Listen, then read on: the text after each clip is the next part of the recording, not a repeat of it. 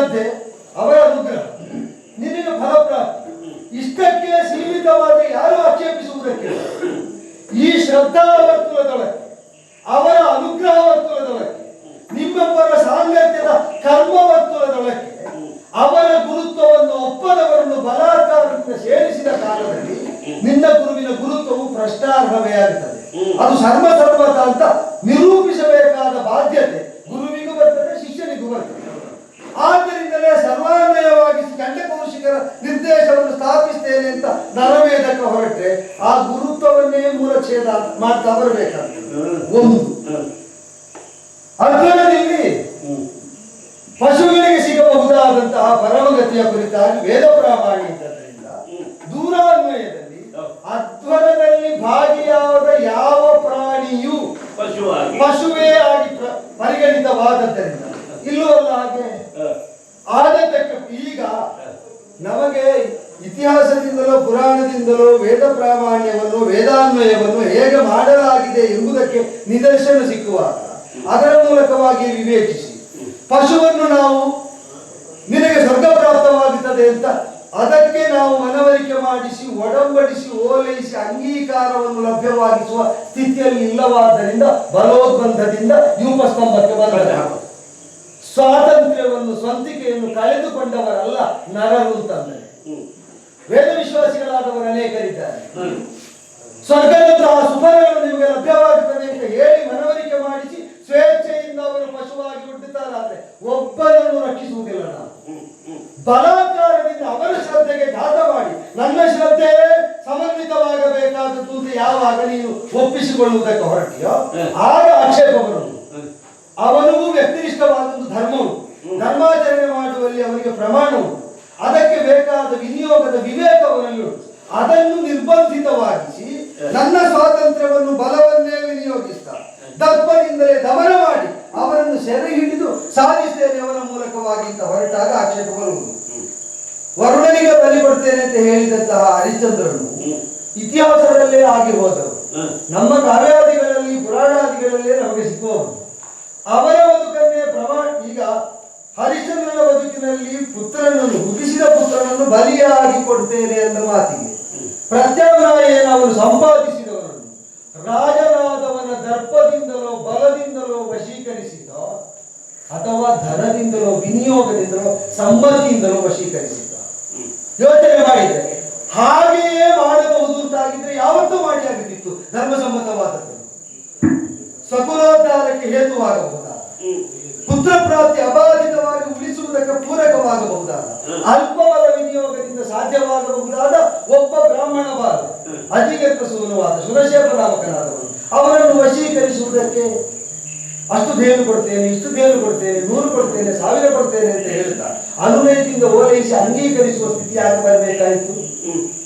ಹಾಗಾದ್ರೆ ಅಲ್ಲಿ ಆ ಪ್ರಾಣದಲ್ಲಿ ಯಾಜಮಾನ್ಯ ಯಾರಿಗುಂಟು ಅವನ ಅನುಮತಿ ಅಪೇಕ್ಷಿತ ಎಂಬುದನ್ನು ವಸಿಷ್ಠ ಶಿಷ್ಯ, ವಿಶ್ವಾಮಿತ್ರ ಶಿಷ್ಯ ನಿರೂಪಿಸಿರುತ್ತಾ ಇವರನ್ನು ನಿರ್ಬಂಧಿತವಾಗಿಸಿಕೊಂಡು ನರಮೇಧ ಮಾಡ್ತೇನೆ ಎಂದಾಗ ಅದನ್ನು ಪಶುಧರ್ಮಕ್ಕೆ ಹೋಲಿಸ್ತಾ ಸಾಯಬೇಕಾದದ್ದು ಹಸುವಿನ ಕರ್ಮ, ಕೊಲ್ಲಬೇಕಾದದ್ದು ಧರ್ಮ ಅನ್ನುವ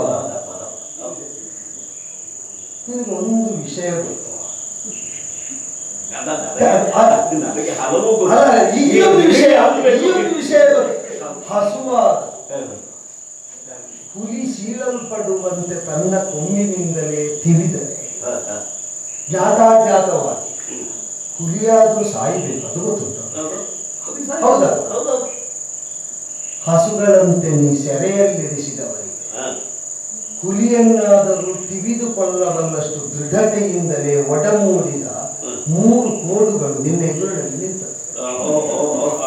ಹಸುವಿಗೆ ನೀನು ಪಶುವಾಗಿಸಿದವರಿಗೆ ಸ್ವರಕ್ಷಣೆಗಾಗಿ ಮೂಡಿದ 3 ಕೋಡುಗಳು ಇಲ್ಲಿ ನಿಂತದ್ದು. ಇದರ ತಿವಿತದಿಂದ ನೀ ಪಾರಾಗದ ಹೊರತಾಗಿ ನಿನಗೆ ಹಸಿವಾದ ಸಂಕಷ್ಟದಿಂದ ಪ್ರಾಣೋತ್ಕ್ರಮಣ ಸ್ಥಿತಿ ಬಂದು ರೋಮ ಅಲ್ಲಾಡಿಸುವುದಕ್ಕಾಗುವುದಿಲ್ಲ. ಏನು ಅಧಿಕಾರ ನಮಗೆ ಆ ಸ್ಥಾನದಲ್ಲಿ ನೆಲೆಯಾಗಿ ಹಸುವಿಗಾದ್ರೂ ಕೋಡು ತಾಗುತ್ತೆ ಹೇಳುವಲ್ಲಿ ನಿಮಗೇನು ಸಂಬಂಧ? ಪಶುಯಾಗವನ್ನು ಉದಾಹರಿಸುವಾಗ ನೀನು ಕೊಟ್ಟ ಸಮರ್ಥನೆ ಅದು ನನ್ನ ಪಕ್ಷದ ಸಮರ್ಥನೆ. ನೀವು ಯೋಚನೆ ಮಾಡಿ, ಪಶುಗಳನ್ನ ಯೂಪಸ್ತಂಭಕ್ಕೆ ಕಟ್ಟುತ್ತಾರೆ. ಯಾಕೆ ಕಟ್ಟಬೇಕು? ಅವುಗಳಿಗೆ ಸಂಕಲ್ಪ ಇಲ್ಲ. ಯಜಮಾನ ಸಂಕಲ್ಪಕ್ಕೆ ಬದ್ಧವಾದ್ದರಿಂದಲೇ ಭೌತಿಕವಾಗಿ ಪಶುಗಳು ಯೂಪಸ್ತಂಭಕ್ಕೆ ಬದ್ಧವಾಗುತ್ತವೆ. ಇದೆಲ್ಲರೂ ಹಾಗೆ. ಒಂದೊಮ್ಮೆ ಆ ಪಶುಗಳಿಗೆ ಸಂಕಲ್ಪ ಒದಗಿದ್ದಿದ್ರೆ ಸೃಷ್ಟಿಕರ್ತನ ಒಂದು ಔದಾರ್ಯದಿಂದ ಪಶು ಜಾಗವೇ ಪ್ರಪಂಚ ನಿಲ್ತಿರ್ಲಿಲ್ಲ. ಹೌದು, ಅದಕ್ಕೆ ಪಶು ಜಾಗ ಇದೆಯಲ್ಲ. ಆದ್ರಿಂದ ಏನು ಗೊತ್ತಾಯ್ತು? ಪಶು ಜಾಗ ಇರುವುದರಿಂದ ಪಶುಗಳಿಗೆ ಬದುಕುವ ಆಸೆ ಇದ್ದರೂ ಇಲ್ಲದೇ ಇದ್ದರೂ ಅವುಗಳಿಗೆ ಸಂಕಲ್ಪ ಇಲ್ಲ ಎಂದು ಭಾವಿಸಿ ಯಜಮಾನನ ಸಂಕಲ್ಪದಿಂದಲೇ ಅವು ಬದ್ಧವಾದ್ರಿಂದ ಬಂಧನಕ್ಕೆ ಒಳಪಡಿಸುವ. ಈಗ ಆ ನ್ಯಾಯವನ್ನೇ ಇಲ್ಲೂ ಅನುಸರಿಸಬೇಕು. ಇಲ್ಲಿರುವಂತಹ ಅರಸು ಮಕ್ಕಳಿಗೆ ಅವರದ್ದೇ ಆದ ಸಂಸಾರ ಇದೆ, ಅವರದ್ದೇ ಆದಂತಹ ಒಂದು ದೇಶ ಇದೆ, ಅವರ ಆಡಳಿತ ಪದ್ಧತಿ ಹೊಂದಿದೆ. ದಿಗ್ವಿಜಯದಲ್ಲಿ ಅವರು ಸೋತದ್ದರಿಂದ ಎಲ್ಲವನ್ನು ಕಳ್ಕೊಂಡಿದ್ದರಿಂದ ಈಗ ನಾವು ಕೊಟ್ಟರೆ ಅವರಿಗೆ ಜೀವನ, ನಾವು ಕೊಟ್ಟರೆ ಅವರಿಗೆ ದೇಶ, ನಾವು ಕೊಟ್ಟರೆ ಅವರಿಗೆ ಅರಮನೆ, ನಾವು ಕೊಟ್ಟರೆ ಪರಿವಾರ. ಈ ಸ್ಥಿತಿ ಇರೋದ್ರಿಂದ ಯಜಮಾನನಾಗಿ ನಾನು ಅಂತಹ ಒಂದು ನರಮೇಧವನ್ನು ಸಂಕಲ್ಪ ಮಾಡಿದಾಗ ಯೂಪಸ್ತಂಭಕ್ಕೆ ಅವರಿಗೆ ಸಂಕಲ್ಪ ಇದ್ದು ತಂದು ಕಟ್ಟುವುದೇ. ಇನ್ನು ಗುರು ಶಿಷ್ಯ ಸಂಬಂಧ ಕ್ರೌರ್ಯ ಮೂಲಕವಾಗಿ ಪ್ರಪಂಚದಲ್ಲಿ ಕ್ರೌರ್ಯದ ಪ್ರಭಾವವನ್ನು ಬಿತ್ತರಿಸುವುದಿದ್ದರೆ ಅದನ್ನು ಆಕ್ಷೇಪಿಸಬಹುದು, ಆಕ್ಷೇಪಿಸಬೇಕು ಅಂತ ನೀವು ಹೇಳ್ತೀವಿ. ಅದು ಉಭಯನಿಷ್ಠವಲ್ಲದೆ ಲೋಕನಿಷ್ಠವಾಗುವಾಗ ನಮ್ಮ ಧರ್ಮಸಮ್ಮತ ವೇದಸಮ್ಮತವಾದ ವಿಧಾನ. ಈಗ ನಮ್ಮ ಧರ್ಮ ಹೇಗೆ ಗೊತ್ತು? ನಮ್ಮ ಧರ್ಮ ಎಲ್ಲರಿಗೂ ಅಂಗೀಕಾರಾರ್ಹ ಅಂತ ನಮಗೆ ಗೊತ್ತಿರೋದಿಲ್ಲ. ನೀವಾಗಿ ಒಪ್ಪಿದ್ರು ಒಳ್ಳೆ, ಇಲ್ಲದ್ರೆ ಬುದ್ಧಿಯಾಗಿ ಒಪ್ಪಿಸ್ತೇವೆ. ಈಗ ನಮಗೆಲ್ಲ ಬೇರೆಯವರಿಗೆ ಭಯ ಆಗ್ತದೆ, ಬೇರೆಯವರಿಗೆ ಕ್ರೌರ್ಯ ಆಗ್ತದೆ ಅಂತೆಲ್ಲ ನಾವು ಧರ್ಮ ಪ್ರಚಾರಗೊಳ್ಳುವಲ್ಲ. ಅಲ್ಲ ಈಗ ಹೌದಾ? ಈಗ ನೀನು ಹೇಳಿದ ವಿಧಾನ ಹಾಗಾದ್ರೆ ನಿನಗೆ ಮಾತ್ರ ಅಂತ ನಮ್ಮ ಧರ್ಮ ನೀವು ಒಪ್ಪದಿದ್ರೆ ಬುದ್ಧಿಯಾದ್ರೂ ಒಪ್ಪಿಸ್ತೇವೆ ಹೇಳಿದ್ರೆ ನನಗೂ ಅದೇ ಮಾತಲ್ಲ. ನಮ್ಮ ಧರ್ಮ ನೀನು ಒಪ್ಪದಿದ್ರೆ ನಾನು ಬುದ್ಧಿಯಾದ್ರೂ ಒಪ್ಪಿಸ್ತೇನೆ ಎಂಬಲ್ಲಿಗೆ ಈ ಪೃಥ್ವಿಯಲ್ಲಿ ನಡೆಯುವುದು ಬಲ ಎಂಬಂತಹ ಭಾಷವಿ ನ್ಯಾಯ ಅನುಷ್ಠಾನಕ್ಕೆ ತಂದಾಗ ಅಂದ್ರೆ ಪಶು ಸಹಜವಾದದ್ದು ಅದನ್ನು ವೈದಿಕವಾಗಿ ಹೇಳುವಾಗ ಮಾನವಿಕವಾಗಿ ಅದನ್ನು ಹಾಗೆ ಅನ್ವಯಿಸಿ ಏನಾಗಿದೆ? ಮುದ್ದು ಮಾಡಿದ್ರು ವೈದಿಕವಾಗಿ ಮುದ್ದು ಮಾಡಿ, ಮುದ್ದಿದ್ರು ವೈದಿಕವಾಗಿ ಎರಡನ್ನು ಹಾಗೆ ಮಾಡೋಣ. ಈಗ ನಿಮಗೆ ಹಠ ಬರಲಿಕ್ಕೆ ಏನು ಕಾರಣ ಉಂಟು ನಮ್ಮನೇಲಿ. ಈಗ ನಿನ್ನ ನೆಲೆಯಲ್ಲಿ ನಿನಗೆ ಈ ಮಹತ್ವಾಕಾಂಕ್ಷೆಯ ಈಡೇರಿಕೆಗೆ ನರಬಲಿ ಹೇಗೆ ಅನಿವಾರ್ಯವೋ ವಯಂ ಈ ಶಕ್ತಾ ಧರ್ಮಸ್ಯ ರಕ್ಷಣೆ. ಕಾರಣ ಏನು ಅಂದ್ರೆ ಧರ್ಮಚಾರಿಣ, ನಾವು ಧರ್ಮಚಾರಿ, ವಯಂ ಧರ್ಮಚಾರಿಣ. ಆದ್ದರಿಂದ ಶಕ್ತರಿದ್ದೇವೆ ಧರ್ಮದ ರಕ್ಷೆ. ಆದ್ದರಿಂದಲೇ ಶಿಕ್ಷೆಯ ರಕ್ಷೆ. ಸತತವಾಗಿ ಧರ್ಮಚ್ಯುತರಾಗದೇ ಇದ್ದದ್ದರಿಂದ ಅಚ್ಯುತತ್ವದ ನೆಲೆಯಿಂದ ನಾವು ಧರ್ಮ ರಕ್ಷಣೆಗೆ ಸದಾ ಶಕ್ತರು, ಪರ್ಯಾಪ್ತರು, ನಿರ್ದೇಶಕರು, ನಿರ್ಬಂಧಕರು ಎಲ್ಲವೂ ಆಗಬಲ್ಲೆವು. ಅವರನ್ನು ನೀನು ಪಶುಗಳನ್ನೇ ನೀನು ಯೂಪಸ್ತಂಭಕ್ಕೆ ಬಂಧಿಸುವುದಕ್ಕೆ ಸ್ವಂತಿಕೆ ಇಲ್ಲ, ಸಂಕಲ್ಪ ಇಲ್ಲ, ವಿವೇಕ ಇಲ್ಲ. ಇದ್ದರೆ ಆಗುತ್ತಿರ್ಲಿಲ್ಲ ಅಲ್ವೋ? ಅಂದರೆ ಇದ್ದರೆ ಪಶುವನ್ನೇ ಮಾಡಬಾರದು, ಇದ್ದ ಮನುಷ್ಯನನ್ನು ಮಾಡಬಹುದು. ಅಲ್ಲಲ್ಲ,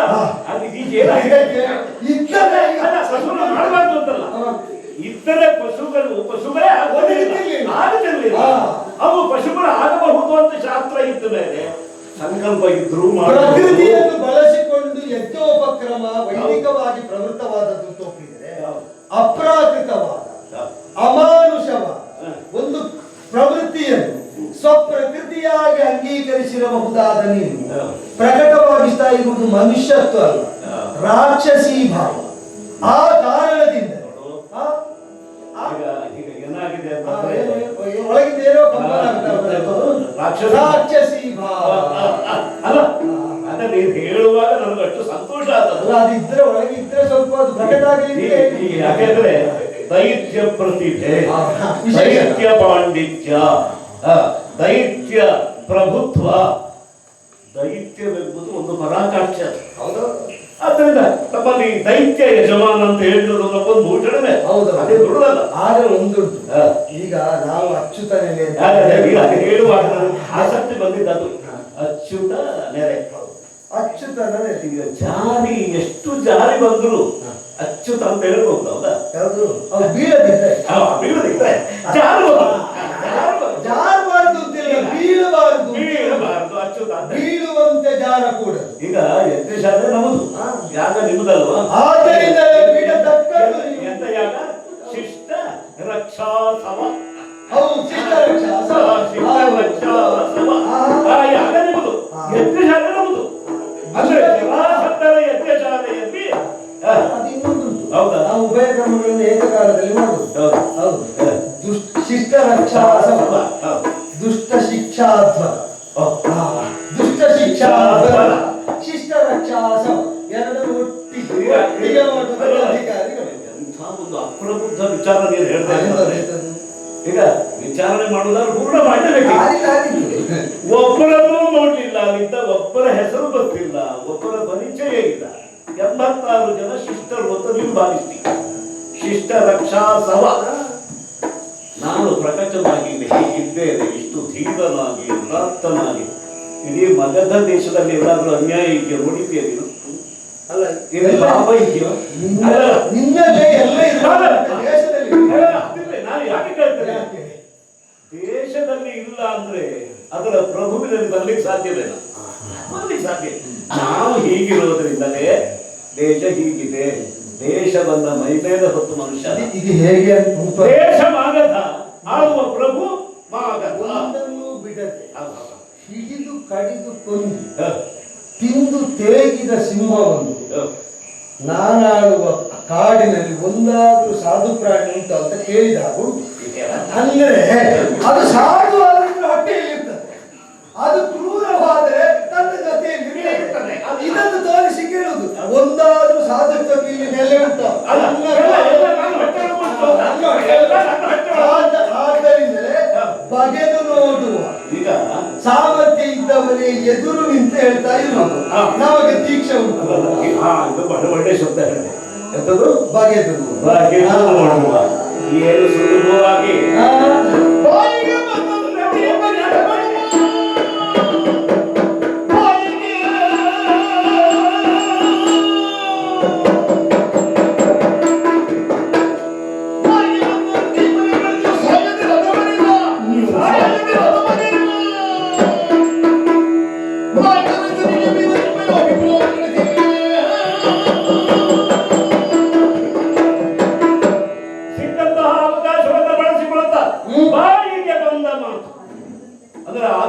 ತಂದ ಮಾತಲ್ಲ, ಬಾಯಿಗೆ ಬಂದ ಮಾತು.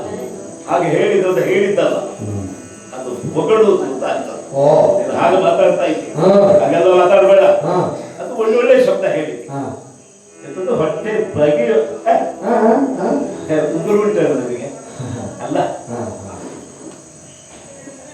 ಉರವನ್ನ ಬಗೆದು ಸೀಳಿ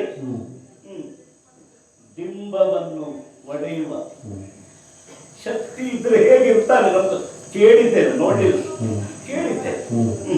ಶೂರ್ಪವಾದ ನಖ ಪಾಂಡಿತ್ಯವನ್ನು ವಿಪಕ್ಷಿಯೊಳಗೆ ತೋರಿಸಿದವರು. ಕತೆ ಕೇಳಿಲ್ಲ ಅಂತ ಹೇಳ್ಕೊಳ್ಬೇಡ. ಕತೆ ಕೇಳಿದ್ರೆ ನಿನಗೆ ಇನ್ನೊಂದು ಗೊತ್ತಿರಬೇಕು.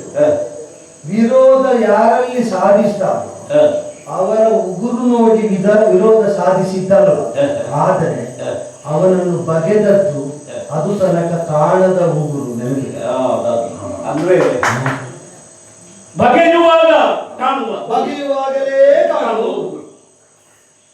ಆ ಉಗುರು ಒಳಗಿದೆ ಅಂತ ಅದು ಹೊರಗೆ ನಾನು ತೆಗಿದ್ದೇನೆ. ಈಗ ಈ ಕಪಟ ಅಲ್ಲ, ಬೇಡ, ವೇಷ ಬೇಡ. ಈಗ ಹೊರಗೆ ಉಗುರು ತೋರಿಸಿದರೆ ಅದರಿಂದಲೇ ಪ್ರಾಣವತ್ತಿದ್ದ ಅದಲ್ಲ, ನೋಡುವ. ಅಷ್ಟು ಸುಲಭವಾದ ಪ್ರಾಣ ಅಲ್ಲ, ಅಗ್ಗದ ಪ್ರಾಣ ಅಲ್ಲ. ಕೊಟ್ಟವನೇ ಬಂದು ಕೇಳಿದ್ರು ನಾನು ಕೊಟ್ಟರು ಮಾತ್ರ ಹೋಗ್ತದೆ. ನಿನ್ನನ್ನು ಅದನ್ನು ನಿನಗೆ ಪ್ರಾಣ ಕೊಟ್ಟವನನ್ನು ಒಟ್ಟಿಗೆ ತೆಗೀಲಿಕ್ಕೆ ಸಾಧ್ಯ ಇದ್ದವರೇ ಇಲ್ಲಿ ಒಟ್ಟಾಗಿ ಬಂದರು. ಹೌದಾ?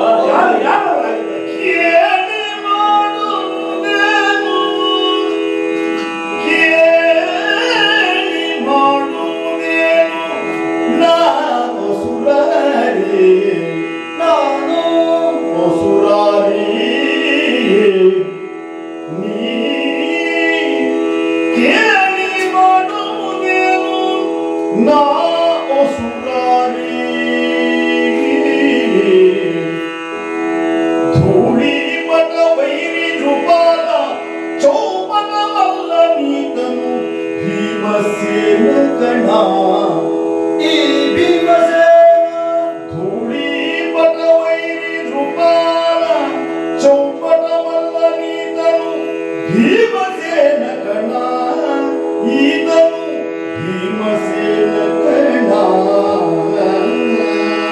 ಜೊತೆಗೆ ಇದ್ದವ ಬಾಲ ನೇತ್ರನ ಭುಜ ಬಲದ ಸಮಗ ಬಾಲ ನೇತ್ರನ ಭುಜ ಬಲದ ಸಮಪಾಳಿ ಅರ್ಜುನ ದೇವನೋಡೆ ಬಾಲ ನೇತ್ರನ ಭುಜ ಬಲದ ಸಮಪಾಳಿ ಅರ್ಜುನ ದೇವನೋಡೆ ಕಾಡಗವ ಕೊಡು ಕಾಡಗವ ಕೊಡು ನಮ್ಮನಿವರೊಳಗೆಲ್ಲ ಒಸುರಾರಿ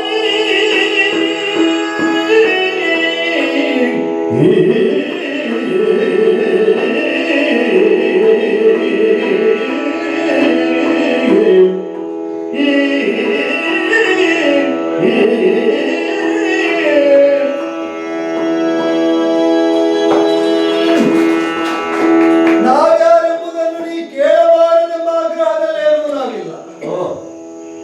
ಕೇಳಿ ಮತ್ತೇನು ಮಾಡುವುದು? ಯುದ್ಧವೇ ಮಾಡಬೇಕಷ್ಟೇ. ವಿರೋಧ ಜಾಗೃತವಾದ ಮೇಲೆ ಮತ್ತೆ ಬೇರೆ ಏನನ್ನು ಮಾಡುವುದಕ್ಕಿಲ್ಲವಾದ್ದರಿಂದ ಕೇಳುವ ಅವಧಿಯನ್ನು ಮುಂದೂಡ್ತಾ ಬಂದೆ. ಕೇಳಿಯೇ ಮಾಡುವ. ಈಗ ಕೇಳಿಯೇ ಮಾಡುವ.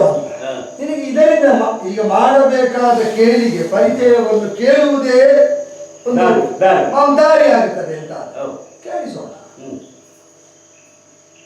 ನಮಗಿದು ಕೇಳಿ ಆ ನೆಲೆಯಲ್ಲೇ ಆಗಮನದಿಂದ ಬಂದು ನಿಂತಿದ್ದೇವೆ, ನಿನ್ನೆದುರಲ್ಲೇ ನಿಂತಿದ್ದೇವೆ. ನೀ ಕೇಳಿದನು ಏನು ಮಾಡುವುದಕ್ಕೆಲ್ಲ ಆಗುವುದಿಲ್ಲ ಅಂತ ಅರಿತೇ ನಿಂತಿದ್ದೇವೆ. ಯಾರ ಬಗ್ಗೆ? ನನ್ನ ಬಗ್ಗೆ ಹೇಳುವ ನಾವು. ತಾನು ಹಸುರಾಳಿ ಧೂಳಿ ಪಟ ನಾವಿರುವಾಗ ಹಾಗೆ ಈಗ ಅಷ್ಟು ಮತ್ತೆ ಯಾರು ಅಂತ ನಿನಗೆ ಗೊತ್ತಾಗ್ತದೆ. ಅದೇ ನೀವಿರುವಾಗ ಹಾಗೆ, ನಾವಿರುವಾಗ ಹಾಗೆ, ನೀವಿರುವಾಗ ನಿಮ್ಮೆದುರೇ ಹೀಗೆ. ಹಸುರಾಗಿ ಧೂಳಿ ಪಟಲ ಹಸುರಾಳಿ ಹಸುರಾಳಿ ಹಸುರಾಳಿ ಧೂಳಿ ಪಟ ಹಸುರಾಳಿಯನ್ನೇ ಹಾರಿಸಬಹುದಾದ, ನಮಗೆ ಬೇಕಾದಂತೆ ಹಾರಿಸಬಲ್ಲ ಯೋಗ್ಯತೆ ಹೊಂದಿದ ವೈರಿ ನೃಪ. ಅವರು ಹೇಗೆ ಇರಲಿ, ಅವರನ್ನು ಬೆಳೆದು ನಿಂತ ಬಾಳೆಯ ತೋಟದಲ್ಲಿರುವಂತ ತಾನು ಕಿತ್ತೆಸೆಯುವುದಕ್ಕೆ, ಬೇಕಾದಂತೆ ಮೆಲುವುದಕ್ಕೆ, ತಿಂದು ತೇಗುವುದಕ್ಕೆ ಯೋಗ್ಯವಾದ ಬಾಳೆಯ ದಂಡಿನಂತೆಯೋ ಕೊನೆಯಂತೆಯೋ ಕಾಣಬಲ್ಲ ವೈರಿ ನೃಪಾಲ ಚೌಪಟವಲ್ಲ. ಕೆಲವರು ತೂಗುವಾಗ ಅವರ ಮಾಪಕ ಸಣ್ಣದಾದದ್ದರಿಂದ 100 ಸ್ವಲ್ಪ ದೊಡ್ಡ ಮಾಪಕವನ್ನು ಇರಿಸಿಕೊಂಡವರು 1000 ಆದರೆ ಎಂಥದ್ದನ್ನು ಮಾಪನ ಮಾಡಿ ವಸ್ತುನಿಷ್ಠವಾಗಿ ಆಡಬಲ್ಲವರು ಹೇಳಿದರು. ಆ ಉಭಯ ಭುಜದಂಡೆಗಳಲ್ಲಿ ನಿಕ್ಷಿಪ್ತವಾದ ಬಲದ ಪ್ರಮಾಣ ಎಷ್ಟು ಅಂದ್ರೆ 10,000 ಗಜತ್ರಾಣ. ವೈರಿ ನೃಪಾಲ ಚೌಪಟ ಮಲ್ಲ, ಅವನ ಹೆಸರು ಪ್ರಪಂಚದ ಸೂನುವಾಗಿ ಭೀಮಸೇನ. ಪಾಂಡವ ದ್ವಿತೀಯ ಗರ್ಭ ಸಂಭೂತ ಪ್ರಪಂಚ ಎನಿಸಿದ ವಾಯುನಂದನ. ಅವ ಬೀಸಿದರೆ ಉರುಳದಿದ್ದದ್ದಿಲ್ಲ, ಅವ ಬೀಸಬೇಕಾದಂತೆ ಬೀಸಿದರೆ ಬದುಕಲಾಗದ್ದು ಇಲ್ಲ ಈ ಪ್ರಪಂಚದಲ್ಲಿ. ಆದ್ದರಿಂದ ಯಾರಿಗಾದರೂ ಬದುಕು ಸಾವುಗಳಲ್ಲಿ ನಿರ್ಣಾಯಕನಾಗಬಲ್ಲ ವೈರಿ ನೃಪಾಲ ಚೌಪಟವಲ್ಲ ಭೀಮಸೇನ. ಪ್ರಭಂಜನ ಕುಮಾರ ಭೀಮಸೇನ.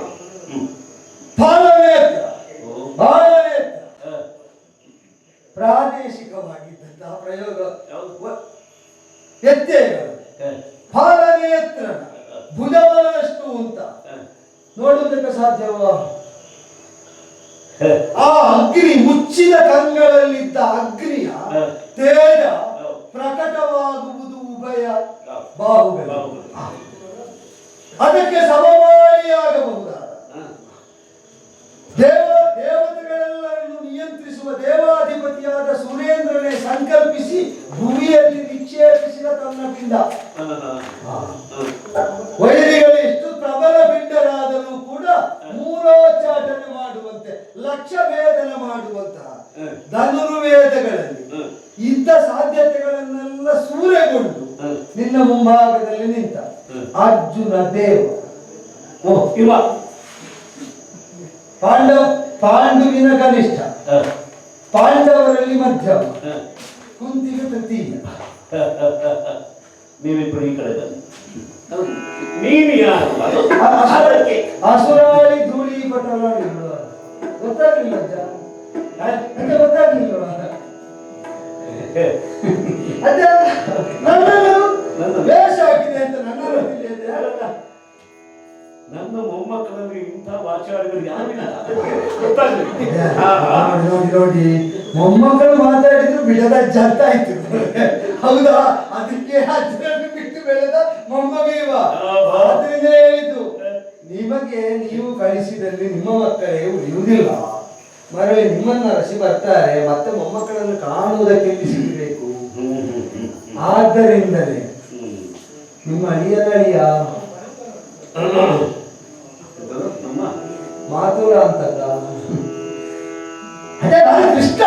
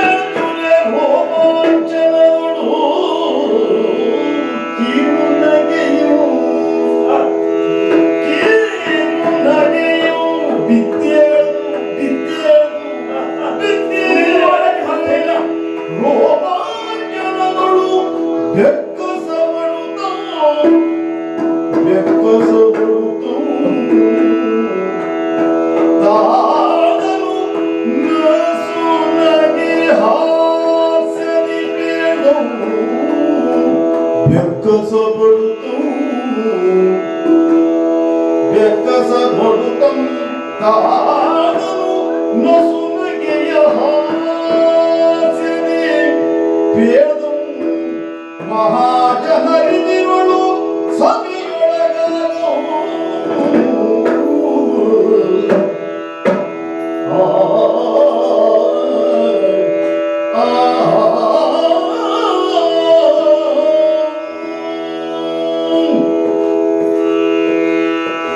ತಿಳಿಯದ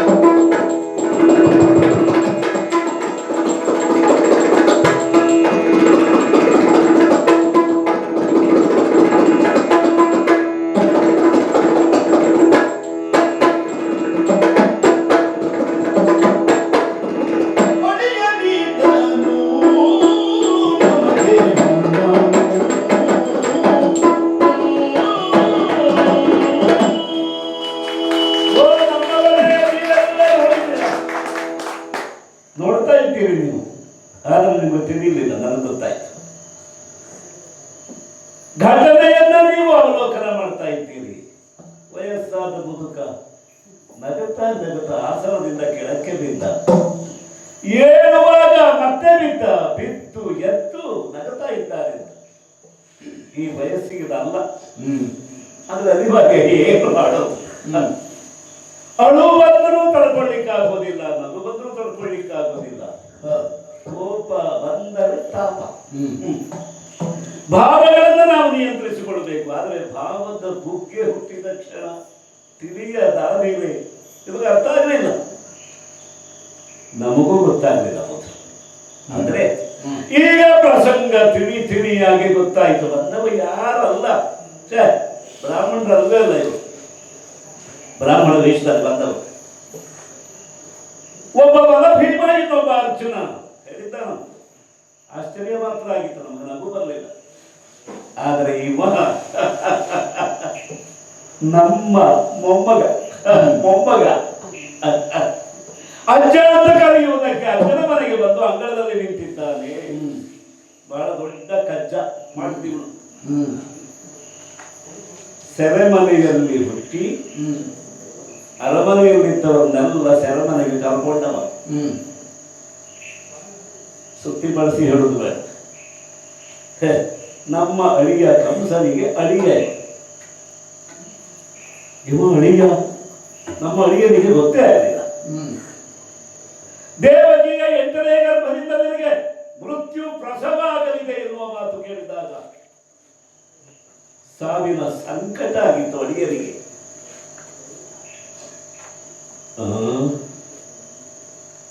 ಈಗ ನಮಗಂತೂ ಅದೇ ಆಗಬೇಕು. ಸಾವಿನ ಸಂಕಟ ಅಳಿಯ ಕಂಸನಿಗಾಗಿತ್ತು. ಹೇಗಾದರೂ ಮಾಡಿ ಯಾರನ್ನಾದರೂ ಹೇಗಾದರೂ ಕೊಂದು ತನ್ನ ಸಾವನ್ನು ತಪ್ಪಿಸಿಕೊಳ್ಳಬೇಕು ಅಂತ ಅವ ಪ್ರಯತ್ನ ಮಾಡ್ತಾನೆ. ಅವರು ಏನೆಲ್ಲ ಪ್ರಯತ್ನ ಮಾಡಿದ್ರು ಇವನು ಅವನಿಗೆ ಅಳಿಯ ಅಂತ ತೋರಿಸಿಬಿಟ್ಟು. ನನ್ನ ಇಬ್ಬರು ಹೆಣ್ಣು ಮಕ್ಕಳಿಗೆ ವೈಧವ್ಯದ ದೀಕ್ಷೆಯನ್ನು ತಂದವ ಇವ. ಆದ್ದರಿಂದಲೇ ನಮಗೆ ಮೊಮ್ಮಗನಾಗಿ ನಿಂದವ. ಇವನ ಕುಲ, ಇವನ ಶೀಲ ಎಲ್ಲ ಅನುಭವಿಸ್ಲಿಕ್ಕಾಗುವುದಿಲ್ಲ. ಕಕ್ಕಿ ಬಿಡಬೇಕು ಇವನನ್ನು, ಕಕ್ಕಿ ಬಿಡಬೇಕು.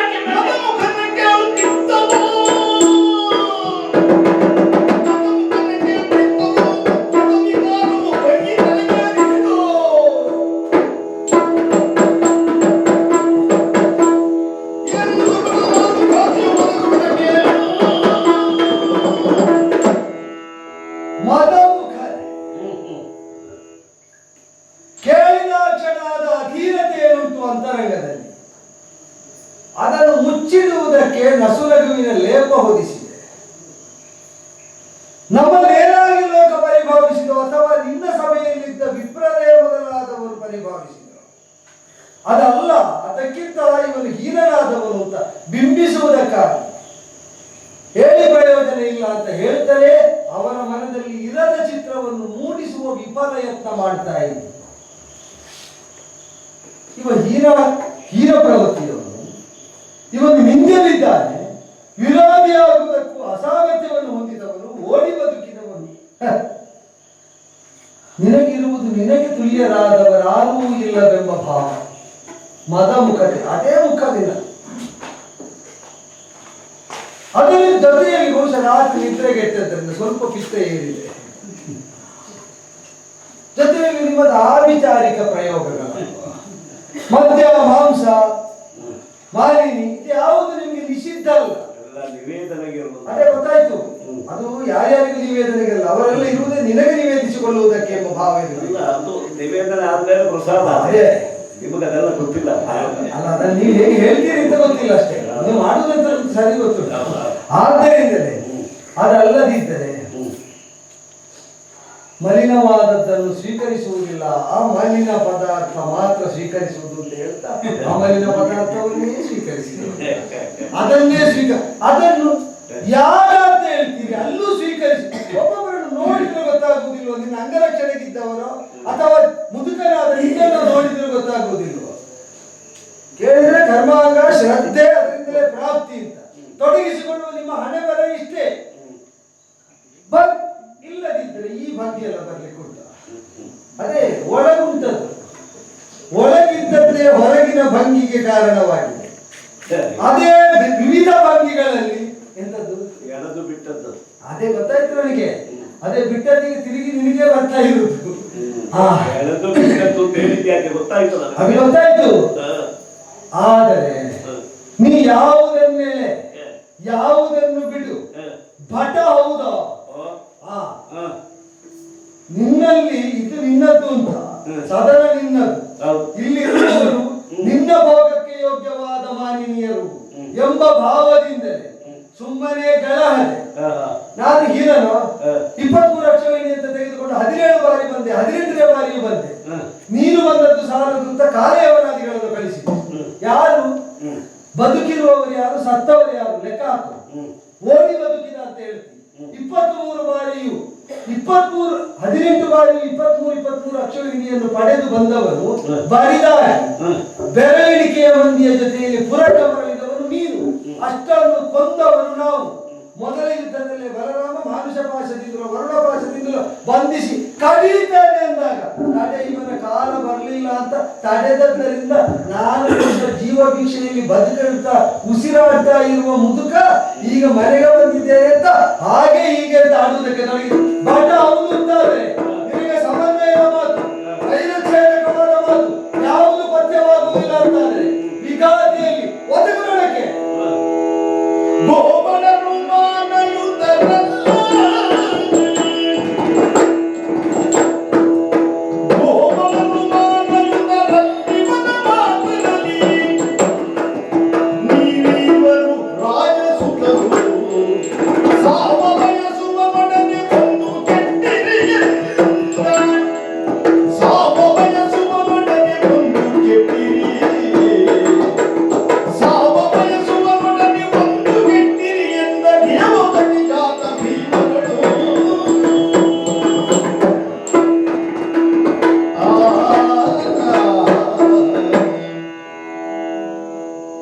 ಯಾರಲ್ಲಿ ಮಾತಾಡ್ತಾ ಇದ್ದೀ ಅಂತ ಗೊತ್ತಲ್ಲ ನಿನಗೆ. ಮುದುಕವಾಗದ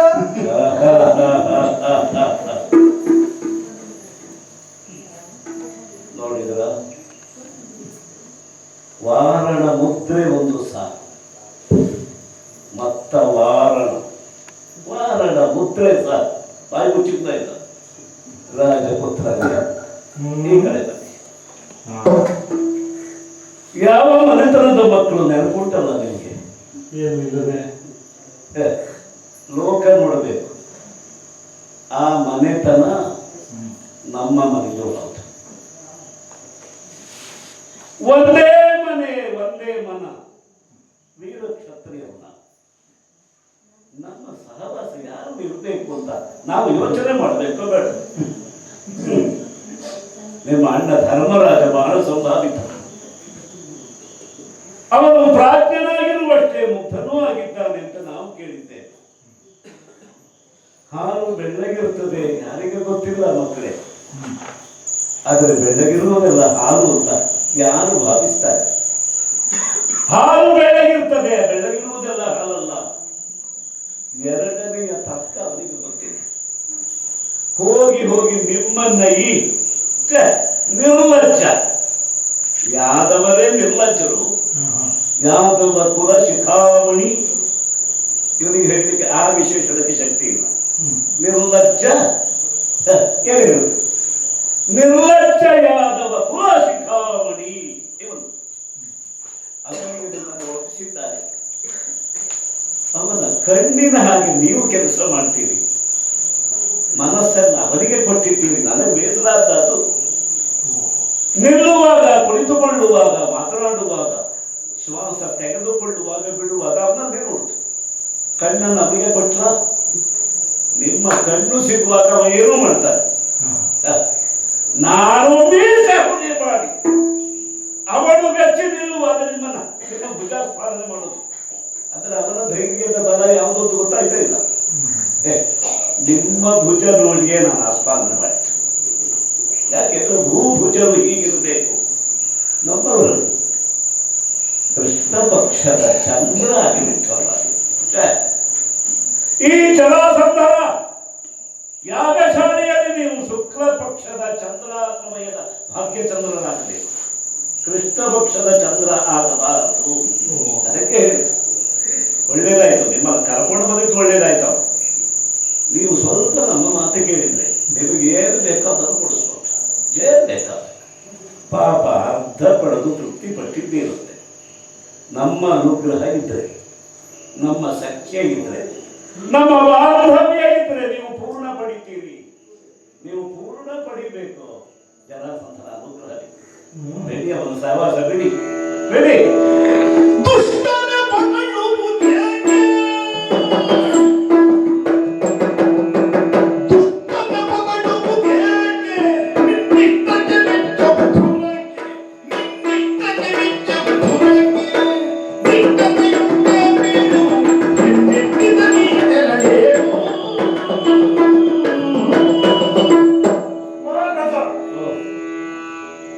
ಇಷ್ಟು ಹೊತ್ತು ನಿಮ್ಮಿಬ್ಬರ ನಡೆಯುತ್ತಿರುವಂತಹ ಸಂಭಾಷಣೆಯನ್ನು, ಸಂವಾದವನ್ನ ಕೇಳ್ತಾ ಇದ್ದವನ್ನ ಈ ಕ್ಷಣದವರೆಗೆ ನಾವು ಮಾತನಾಡಲಿಲ್ಲ. ಯಾಕೆ? ಮಾತನಾಡುವುದಕ್ಕೋ ನಿರ್ದೇಶನ ಮಾಡುವುದಕ್ಕೋ ಸಮರ್ಥನಾದಂತಹ ದೇವರ ನಮ್ಮೊಟ್ಟಿಗೆ ಇದ್ದ ಎನ್ನುವ ಕಾರಣ. ಹಾಗೆ ಕೇಳಿದ್ರೆ ನಮ್ಮದು ಮಾತಿನಲ್ಲಿ ನಡೆಯುವ ವ್ಯವಹಾರ, ನಮ್ಮದೇನಿದ್ರು ತೋರಿಸಬೇಕಾದ ಮಾತಿನಲ್ಲಿ ಅಲ್ಲ. ಆದರೂ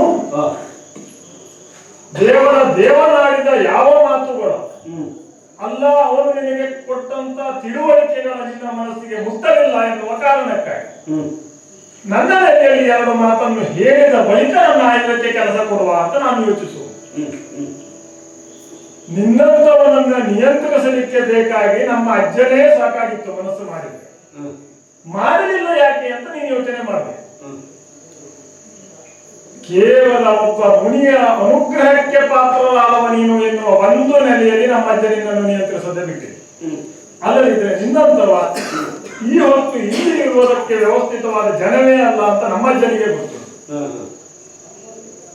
ಮುಂದೊಂದು ದಿನ ತನ್ನ ಮೊಮ್ಮಕ್ಕಳು ಸಮರ್ಥರಿದ್ದಾರೆ, ಅವರು ಅದನ್ನು ನೋಡಿಕೊಳ್ತಾರೆ ಎನ್ನುವ ಭರವಸೆಯು ಅವನಿಗಿತ್ತು ಅಂತ ಕಾಣುತ್ತದೆ. ಈಗ ನಿನ್ನಲ್ಲಿ ನಾನು ಹೇಳುವುದು, ಚಂಡಕೌಶಿಕರಿಂದ ನಿರ್ದೇಶಿಸಲ್ಪಟ್ಟಂತಹ ಭೈರವ ಉಪಾಸನೆಯನ್ನ ಮಾಡ್ತಾ ಇದ್ದಿ. ನಮ್ಮ ದೇವರಾಯನ ಮಾತೆ ಅವನ ಮಾತಿಗೆ ಅರ್ಥ ಆಗದಿತ್ತು, ನನ್ನ ಮಾತಿಗೆ ಆಗುವ ಒಪ್ಪಿಗೆ ಅನ್ನೋ ನೆಲೆಯಲ್ಲಿ ಹೇಳು. ಧರ್ಮ ಬಾಹಿರವಾದಂತ ನರಭೇದವನ್ನ ಮಾಡುವುದರ ಜೊತೆ ಕರ್ಮ ಭ್ರಷ್ಟತೆಯನ್ನು ಅಟ್ಟಿಸಿಕೊಂಡಿದ್ದು. ಇದೆಲ್ಲದಕ್ಕೂ ಪರಿಣಾಮವಾಗಿ ಆಗುವುದು ನಿನ್ನ ತಲೆದಂಡೆ. ಹಾಗಂತ ವಯಸ್ಸಾದವ ಮುದುಕ ಎನ್ನುವ ನೆಲೆಯಲ್ಲಿ ನಾವು ಬಿಡ್ತೇವೆ ಅಂತ ಭಾವಿಸಬೇಡ. ನೀನು ಏನನ್ನೇ ಸಾಧಿಸಿದ್ದರೂ ಸೀಮಿತವಾದ ಪರಿಧಿಯಲ್ಲಿ ಎನ್ನುವುದನ್ನು ಅರ್ಥ ಮಾಡಿಕೊ. ಒಂದಿಷ್ಟು 86 ಮಂದಿ ರಾಜ ಮಕ್ಕಳನ್ನ ಸೋಲಿಸಿ ತಂದು ಸೆರೆಯಲ್ಲಿಟ್ಟಿದ್ದೆ ಎನ್ನುವುದು ಹೆಚ್ಚುಗಾರಿಕೆ ಅಂತ ಭಾವಿಸಬೇಡ. ಏಕಚಕ್ರಾಧಿಪತ್ಯ ನಡೆಯುವುದಲ್ಲಿರುವಂತಹ ಸಂದರ್ಭದಲ್ಲಿ ದಿನಕ್ಕೊಬ್ಬ ಬ್ರಾಹ್ಮಣ ಸಮೇತ ಬಂಡಿ ಅನ್ನವನ್ನ ಉಂಡುವ ಬಕನನ್ನ ಏಕಾಂಗಿಯಾಗಿ ಮರ್ದಿಸಿದವ ಈ ಭೀಮಸೇನ. ದಾಕ್ಷಾಗ್ರಹದಿಂದ ತಪ್ಪಿಸಿಕೊಂಡು ಬರುತ್ತಾ ಇರುವಂತಹ ಸಂದರ್ಭದಲ್ಲಿ ಹಿಡಿಂಬನನ್ನು ಬಿಟ್ಟವನಲ್ಲ, ರಾಕ್ಷಸ ಸಂತಾನದನ್ನು ಬಿಟ್ಟವನಲ್ಲ. ಈ ಒಂದ ಮೇಲೆ ಹಣ್ಣು ಮುದುಕ ಈ ಜರಾಸಂಧ ನಮಗೊಂದು ಜನವ. ಅದಕ್ಕಾಗಿ ಹೇಳುವುದು, ಈಗಲೂ ತಿದ್ದಿ ಕೊಡ್ತಿ ಅಂತ ಆದ್ರೆ ಬದುಕುತ್ತಿ ಅಲ್ಲ. ಸರಸಮೆ ಶ್ರೀ ಕೃಷ್ಣ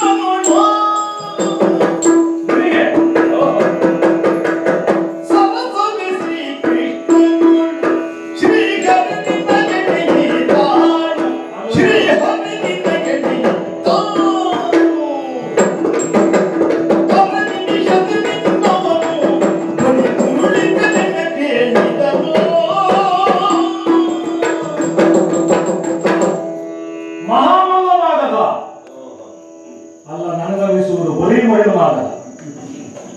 ಯಾಕೆ ಬಲ್ಲೆಯ? ಮನೆ ಮಾತೆಲ್ಲ ಹೇಳಿದ್ರು ನಮ್ಗೆ ಅದು ಮಾತಿಲ್ಲ. ನಿನ್ನ ಮಾತಿಗೆ ನನಗೆ ಅನಿಸಿದ್ದು ಹಾಗೆ. ಯಾಕೆ ಗೊತ್ತಾ? ಏನು ಪ್ರಯತ್ನ ಮಾಡ್ತಾ ಇದ್ದೀನಿ ನೀನು? ಶ್ರೀಕೃಷ್ಣನಲ್ಲಿ ಸೊಲಿಗೆ ಮಾಡ್ತೀನಿ, ಜೊತೆಯಲ್ಲಿ ನಮ್ಮೀರುವನ್ನ ಬದಿಗಿರಿಸಿ ಕೃಷ್ಣನಿಂದ ಪ್ರತ್ಯೇಕಗೊಳಿಸಿ ಕೃಷ್ಣ ಪಕ್ಷ ಶುಕ್ಲ ಪಕ್ಷ ಪಕ್ಷಾಂತರದ ಕೆಲಸಕ್ಕೆ ಹೊರಟಿದ್ದೀನಿ. ಎರಡೇ ಪಕ್ಷ ನಮ್ಮನ್ನು ಪಕ್ಷಾಂತರ ಮಾಡಿಸುವುದಕ್ಕೆ ಹೊರಟಿಸಿ ಚಂದ್ರನೇ ಶುಕ್ಲ ಪಕ್ಷಕ್ಕೆ ಬರುವುದು. ಶುಕ್ಲ ಪಕ್ಷದಲ್ಲಿರುವ ಚಂದ್ರನೇ ಕೃಷ್ಣ ಪಕ್ಷಕ್ಕೆ ಬರುವುದು. ಒಂದು ನಮ್ಮ ಪಕ್ಷ ಅಂದ್ರೆ ಇಲ್ಲ, ಎರಡು ಪಕ್ಷ ಉಂಟು.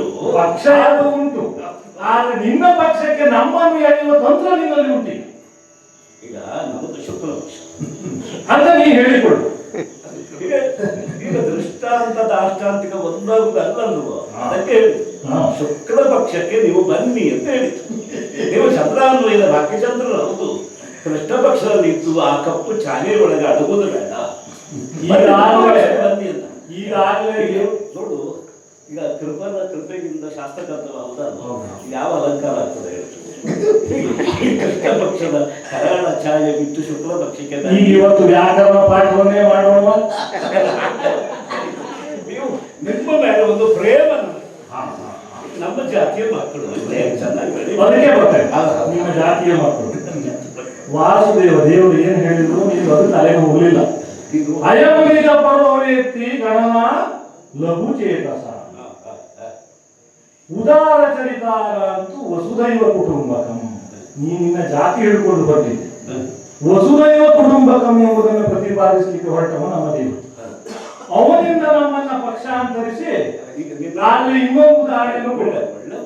ವಸುದೈವ ಕುಟುಂಬಕಂ ಹೌದಾ? ಈಗ ಒಂದು ಕ್ಷಣದ ಹಿಂದೆ ಅಂತ ಹೇಳ್ತಾ ಅಲ್ಲ, ಕುಟುಂಬದಲ್ಲೇ ಹೇಳಿದ್ದು ತಿಳ್ಕೊಂಡು ಬರದೇ ಇದ್ದಾಗ ಇದನ್ನಾದ್ರೂ ಮಾಡ್ಬೇಕಾಗ್ತದೆ. ಹಾಗಾದ್ರೆ ಈಗ ಕೆಲವೊಮ್ಮೆ ಈ ಪ್ರಸ್ತುತಿ ಮಾಡುವಾಗ ಹಿಂದೆ ಮುಂದೆ ಯೋಚನೆ ಮಾಡ್ಬೇಕು. ಮೈ ಮೇಲೆ ಬೀಳೋ ಮರದ ಯಾವಾಗ ಹೇಳಿ ಬಿಟ್ಟ ಮೇಲೆ ಗೊತ್ತಾಗ್ತದೆ ಮರ ಯಾವುದು ನರೆ ಯಾವುದು. ಹಾಗಾಗಿ ಹೇಳುವುದಾದ್ರೆ ದೊರೆಯನ್ನು ಸೇರು, ಇಲ್ಲದೆ ಇದ್ರು ದರೆಯನ್ನು ಸೇರು. ದೊರೆಯನ್ನೇ ಸೇರಬಹುದು.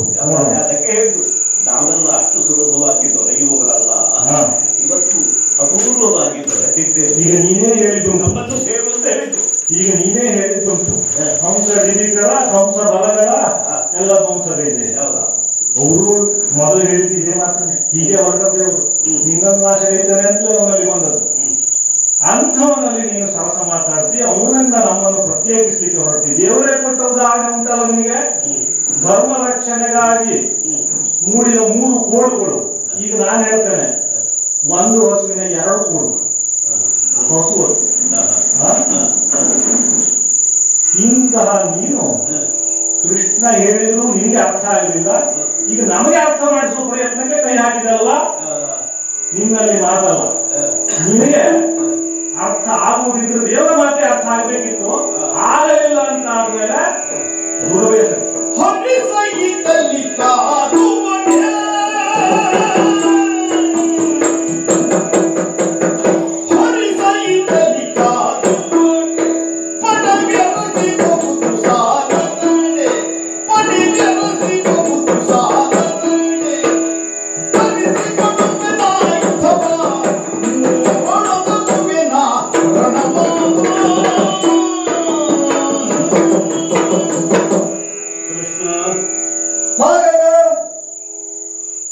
ಹೋರಾಡುವ ಮನಸ್ಸು ನಿಮಗೆ. ಆದ್ದರಿಂದ ಒಂದು ಸಾರಿ 2 ಕೋಡು, ಇನ್ನೊಂದು ಸಾರಿ 3 ಕೋಡು. ಬಲದ ಉಪಾಸನೆ ಮಾಡುವವರಿಗೆ ಅದೇ ಮಾರ್ಗ ಆದೀತು.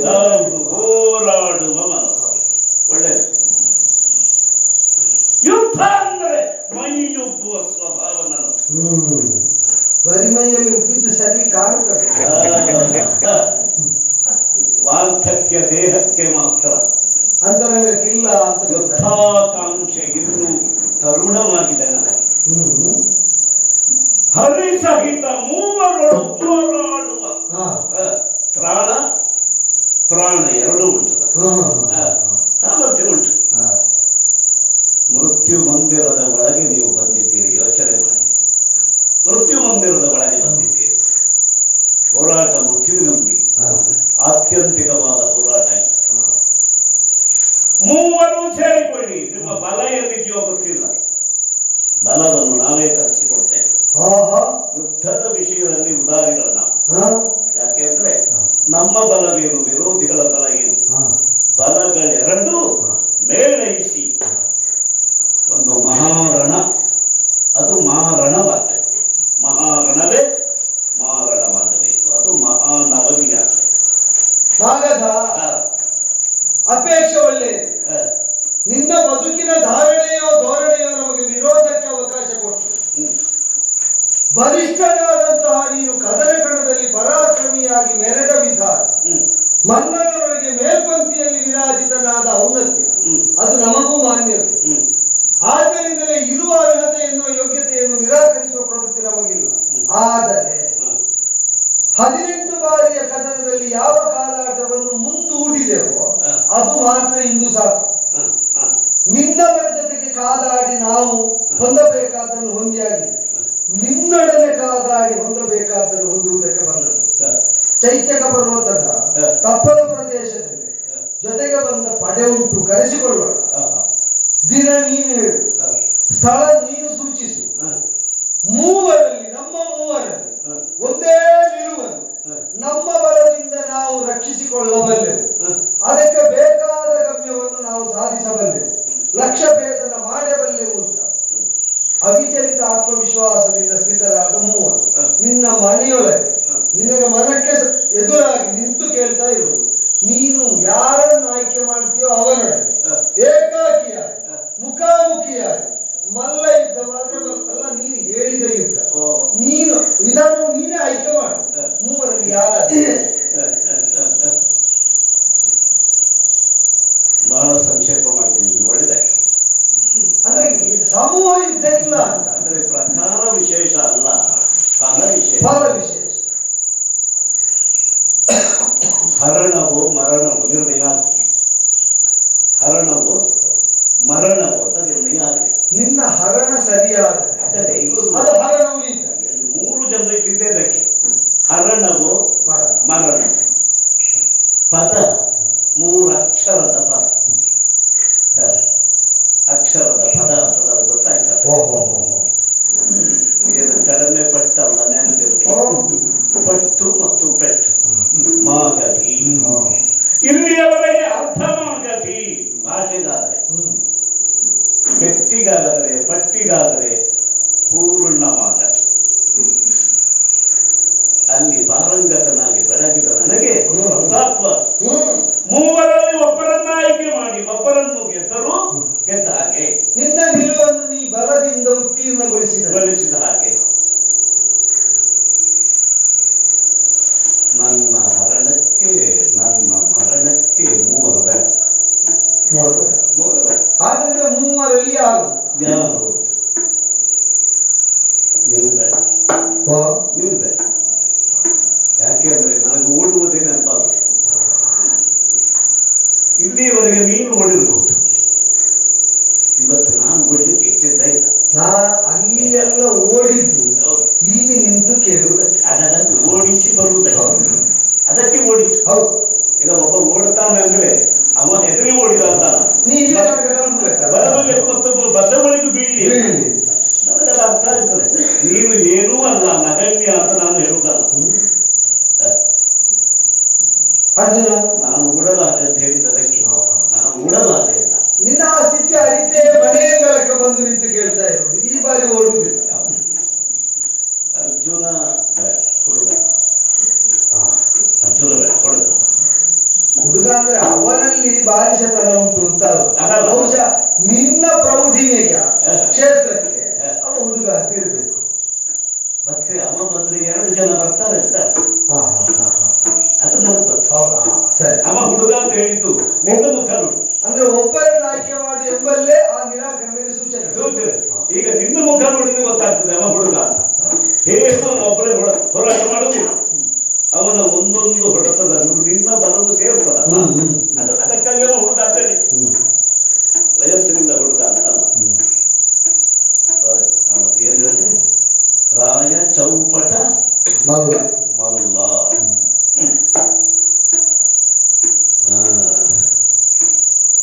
ಸರಿ, ಏನು ಸರಿ, ಯಾರು ಸರಿ? ಬಲವನ್ನು ಉಪಾಸನೆ ಮಾಡಿದ್ದು ಸರಿ. ಅಮಿತವಾದ ಹರಬಲವನ್ನು ವರಬಲವಾಗಿ ಪಡೆದದ್ದು ಸರಿ. ಇಲ್ಲಿಯವರೆಗೂ ಕ್ರೌರ್ಯದ ಪಕ್ಷವನ್ನ ಹಿಡಿದು ಜೀವನವನ್ನ ಸಾಗಿಸಿದ್ದು ಸರಿ. ದೈವ ಅಂತ ಲೋಕ ಹೇಳಿದರು ಅದರ ಬೆನ್ನನ್ನ ನೋಡಿ ಬೆಂಬತ್ತಿ ಓಡಿಸಿದ್ದು ಸರಿ.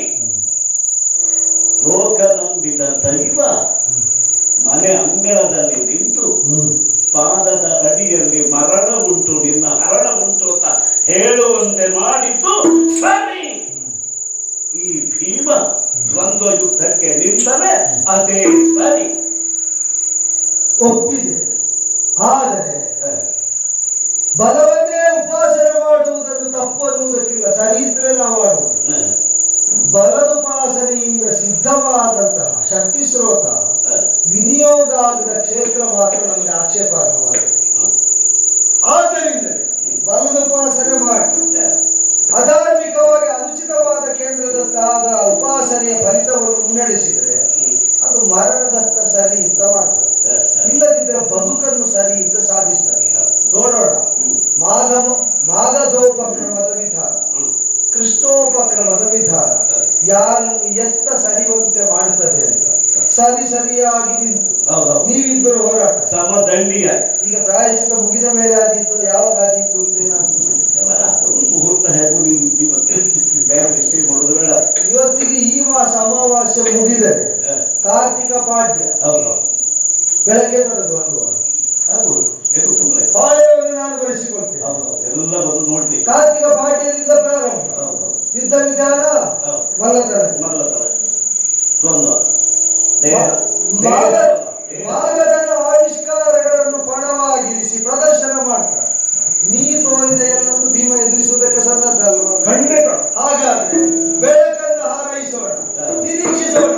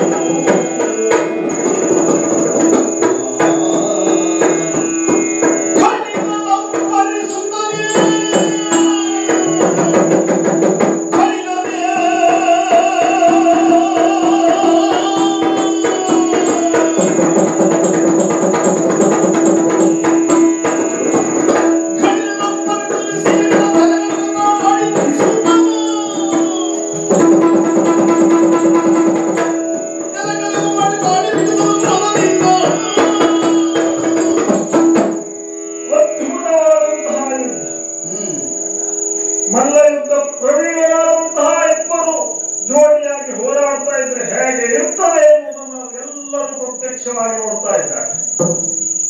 ಮಾಗಧನನ್ನ ಬಡಿದೆ, ಅವನ ಕಾಲಿನ ತೊಡೆಯ ಮೇಲೆ ನನ್ನ ಪಾದವನ್ನ ಊರಿ ಅವನನ್ನ ಇಬ್ಬಾಗವಾಗಿ ಸಿಗಿದೆ. ಒಂದು ಬಾರಿ, ಎರಡು ಬಾರಿ ಅಲ್ಲ, ಹಲವು ಬಾರಿ ಸಿಗಿದು ಬೇರೆ ಬೇರೆ ದಿಕ್ಕಿನಂತ ಬಗೆದರೂ ಕೂಡ ಏನು ಆಶ್ಚರ್ಯ ಇದು, ಮತ್ತೆ ಮತ್ತೆ ಮತ್ತೆ ಮತ್ತೆ ಸಂಧಿಸಿ ಮತ್ತೆ ಮಾಗಧ ಎದ್ದು ನಿಲ್ತಾ ಇದ್ದಾನೆ, ನನ್ನೊಂದಿಗೆ ಹೋರಾಟವನ್ನ ನೀಡ್ತಾ ಇದ್ದಾನೆ. ಅರ್ಥ ಆಗಲಿಲ್ಲ ನನಗೆ. ಒಮ್ಮೆ ನನ್ನ ಬಲನಾದಂತಹ ನಮ್ಮ ಪಾಂಡವ ರಕ್ಷಕರಾದಂತಹ ವಾಸುದೇವನ ಮುಖವನ್ನ ನೋಡಿದಾಗ ಕೈ ಬೆರಳಿನಲ್ಲಿ ಎಲೆಯೊಂದನ್ನ ಸಿಗಿದು ನನಗೆ ಅದರ ಚಮತ್ಕೃತಿಯನ್ನ ತೋರಿಸಿದ. ಕೇವಲ ಸಿಗಿಯುವುದಲ್ಲ ಭೀಮಸೇನ, ಸಿಗಿದಂತ ಎರಡು ಭಾಗಗಳನ್ನ ವಿರುದ್ಧವಾಗಿ ಕಾಲಿನ ಭಾಗ ತಲೆ ಎತ್ತಲು, ತಲೆಯ ಭಾಗ ಕಾಲಿನೆತ್ತಲು ಬರುವ ಹಾಗೆ ವಿರುದ್ಧಾಭಿಮುಖವಾಗಿ ನೀನು ಪ್ರಯೋಗ ಅದನ್ನ ಕೆಳಗಡೆ ಬೀಸಾಡು ಎಂಬುದಾಗಿ ಸಂಜ್ಞೆಯ ಮುಖಾಂತರ ತೋರಿಸಿದ. ಆ ಕ್ಷಣದಲ್ಲಿ ಮತ್ತೆ ತಲೆ ಮಾಡ್ತೇನೆ, ಇದೋ ಸಿಗಿದು ಬೀಸಾಡ್ತೇನೆ.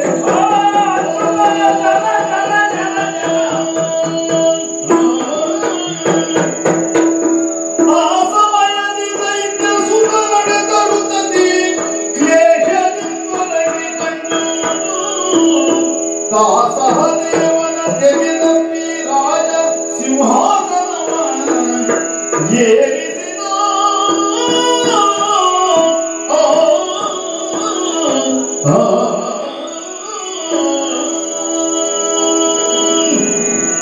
ಭೀಮಸೇನ ದೇವ ಕಾರ್ತಿಕ ಪಾಡ್ಯದಂದು ತೊಡಗಿದ ದೂರ ಚತುರ್ದಶಿಯ ತನಕ ವ್ಯಾಪಿಸಿ. ಸತತವಾಗಿ ನಿಬಿಡವಾಗಿ ಕಾದಾಟವನ್ನು ಮಾಡ್ತಾ ಗೆಲುವಿಗಾಗಿ ಯತ್ನ ಮಾಡ್ತಾ ಇದ್ದಾರೆ. ಮಹಾಮಲ್ಲನಾದಂತಹ ಮಾಗಧ ತನ್ನ ಪರಿಣತಿಯನ್ನು ಆವಿಷ್ಕಾರವನ್ನು ಪಣವಾಗಿಟ್ಟು ಕಾದುವುದಕ್ಕೆ ತೊಡಗಿದ. ಚಿತ್ರಹಸ್ತವೋ ಕಕ್ಷಾವನ್ನೋ ಪೂರ್ವೇದವೋ ಮೊದಲಾದಂತಹ ನವೋನವವಾದ ಮಲ್ಲಯುದ್ಧದ ಆವಿಷ್ಕಾರ ಅದೆಲ್ಲವನ್ನು ಮುಂದಿರಿಸಿದರೆ ನಿನ್ನ ಸತ್ವ ಸಾಮರ್ಥ್ಯ ಮತ್ತು ಯೌವನ ಅದನ್ನು ಪ್ರತಿರೋಧ ತೋರ್ತಾ ಭೇದಿಸ್ತಾ ಸಿಗಿದೆಸೆಯುವಲ್ಲಿ ಪರ್ಯಾಪ್ತವಾದವರು ಜೊತೆ ಸೇರದಂತೆ ತಡೆಯುವಲ್ಲಿ ನಿನಗೆ ಆಗಬೇಕು. ಆಗ ನಾವು ಎಲೆಯೊಂದನ್ನು ಕತ್ತರಿಸಿ ಉಭಯ ದಿಕ್ಕುಗಳಿಗೆ ವಿರುದ್ಧ ದಿಶೆಯಿಂದ ಎಸೆಯುವಂತೆ ಸೂಚಿಸಿದ್ದನ್ನು ಸಕಾಲದಲ್ಲಿ ಸೂಕ್ತವಾಗಿ ಗ್ರಹಿಸಿದೆ. ತೆಗೆದೆಸೆ ಜನೆಯಿಂದ ಸಂದಗ್ಧನಾದವರು ಜರಾಸಂಧ ವಿರುದ್ಧ ಧ್ರುವಗಳಲ್ಲಿ ವಿರುದ್ಧಮುಖಿಯಾಗಿದ್ದದ್ದನ್ನು ಅಭಿಮುಖವಾಗಿಸಿದಾಗ ಒಟ್ಟಾದ ಜೀವ ಅದನ್ನು ಒಟ್ಟಾಗದಂತೆ ದೂರವಾಗಿಸದೆ ಹೊರತಾಗಿ ಆ ಜೀವ ಹರಣ ಮಾಡುವುದಕ್ಕಾಗುವುದಿಲ್ಲ, ಸಾಧ್ಯ ಆಗ್ತಿರಲಿಲ್ಲ. ಅವ ಮರಣಬಾರದಂತಿರುವುದಕ್ಕೆ ಹರಣವನ್ನು ಮಾರ್ಗವಾಗಿಸಿದ. ನಾವು ಹರಣ ಮಾಡಿ ಅವನ ಮರಣವನ್ನು ಬರಮಾಡಿಸಿಕೊಂಡು ನೆಮ್ಮದಿ ತಂದ ಕ್ಷಣದಲ್ಲಿ ಬದ್ಧರಾಗಿದ್ದ 86 ಮಂದಿ ರಾಜನ್ಯ ಕುಲಜರು ಒಂದು ಆನತ ಮಸ್ತಕರ ಕೈ ಮುಗಿದು ಅಶ್ರುಪೂರಿತ ನೇತ್ರರಾಗಿ ಸಕಾಲದಲ್ಲಿ ಜೀವ ಸಂರಕ್ಷಣೆ ಮಾಡಿದ ನಮಗೆ ಕೃತಜ್ಞರಾಗಿ ಯಾವ ಜೀವ ಈ ಋಣ ತೀರಿಸುವುದಕ್ಕೆ ಏನು ಬೇಕಾದರೂ ಮಾಡುವ ಬದ್ಧತೆ ವ್ಯಕ್ತಪಡಿಸಿದೆ. ಅರಾಜಕತೆ ಪ್ರಾಪ್ತವಾಗುತ್ತದೆ ಎಂಬ ಪ್ರಜೆಗಳೆಲ್ಲರೂ ಆತಂಕಿತರಾದರೆ ಅದು ಮಾಗಧನ ಪರಿವಾರ ಸುತರಾದ ಸಹದೇವನ ಸರಿತ ಎಲ್ಲರೂ ಬಂದು ಮಡಿದು ನಿಂತು ನಮಗೆ ರಾಜ್ಯ ಕಾಮನೆಯಿಂದ ತೊಡಗಿದ್ದ ಚಕ್ರವರ್ತಿತ್ವ ಸ್ಥಾಪನವ ಸಮ್ರಾಟನಾಗುವುದಕ್ಕೂ ಮಾಗಧನನ್ನು ಎದುರಿಸಿ ನಾವು ಸುಲಭ ದಾರಿಯನ್ನು ಕಂಡುಕೊಂಡದ್ದು ಅಲ್ಲ. ಸುಲಭದ ದಾರಿಯನ್ನು ಅಂತ ಕೇಳಿದ್ರೆ ನಾವು ಸಂಕಲ್ಪಿಸಿದ ರಾಜಸೂಯಾಧ್ವರಕ್ಕೆ ಇದು ಪ್ರಶಸ್ತವಾದಂತಹ ಸುಲಭದ ದಾರಿ. ಖಂಡಿತವಾಗಿ ಯಾರನ್ನು ಗೆದ್ದದ್ದರಿಂದ ಬಹಳ ಮಂದಿಯನ್ನು ಗೆದ್ದಂತಾಗುತ್ತದೆ. ಅವರನ್ನು ಮೊದಲು ಗೆಲ್ಲುವ ಎಂಬ ನ್ಯಾಯ 86 ಮಂದಿಯನ್ನು ಗೆಲ್ಲುವುದಕ್ಕೆ ಒಬ್ಬರನ್ನು ಗಳಿಸಿ ಅಲ್ಲವ.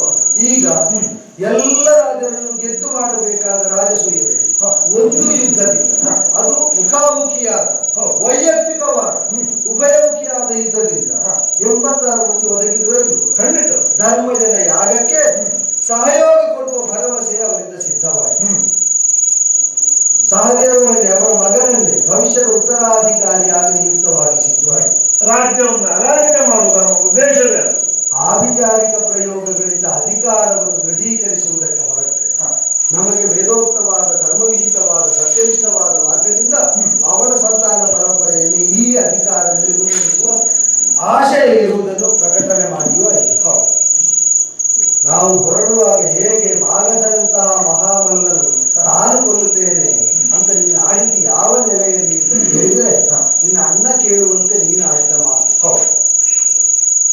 ಕೃಷ್ಣನ ನಯ ನನ್ನ ಬಲ ಜಯಪಾಥೇನಲ್ಲಿ ಮಾಗಧಂ ಸಾಧಯಿಷ್ಯ ಇಷ್ಟಿಂ ತ್ರೈವಾಗ್ರಯ 3 ಅಗ್ನಿಗಳಿಂದ ಇಷ್ಟಿಯನ್ನು ಸಾಧಿಸುವಂತೆ ಕೃಷ್ಣ ಭೀಮಾರ್ಜುನರ ಜೊತೆಯಾದರೆ ಮಾಗಧನನ್ನು ಸಾಧಿಸುವುದಕ್ಕಾಗುತ್ತದೆ. ಕರ್ಮದಲ್ಲಿ ನಾವು ಮಹತ್ವ ಕಾಣದಿದ್ರೆ ಯಶಸ್ಸು ಸಿಕ್ಕುವುದಿಲ್ಲ. ಮಾಗಧನಂತವನ ಅವಸಾನವನ್ನು ಕಾಣುವುದು ಕೂಡ ಒಂದು ಇಷ್ಟಿಗೆ ಸದೃಶವಾದ ಪವಿತ್ರ ಕರ್ಮ ನಮ್ಮ ದೃಷ್ಟಿಯಲ್ಲಿ ಎಂಬುದಾಗಿ ಇರಿಸಿದ್ದರಿಂದಲೇ ಆ ಕರ್ಮದ ಕುರಿತಾದ ಶುದ್ಧ ಸಂಕಲ್ಪ ಅದರಲ್ಲಿ ಉತ್ತೀರ್ಣರಾಗಿ ಫಲಿತ ಹೊಂದುವಲ್ಲಿದ್ದಂತಹ ನಿಮ್ಮ ಆಶಯ ಫಲಿಸಿದ್ದು ಸತ್ಯತಾನೆ. ಈ ಗೆಲುವು ಆರಂಭ ಮಾತ್ರ, ಅವಸಾನ ರಾಜಸೂಯಾವೃತವನ್ನು ಕಾಣುವ ಧರ್ಮಜನ ಮನಸ್ಸಿದ್ದರೆ ಅದನ್ನು ಕಾಣುವುದಕ್ಕೆ ಮುಂದುವರಿ.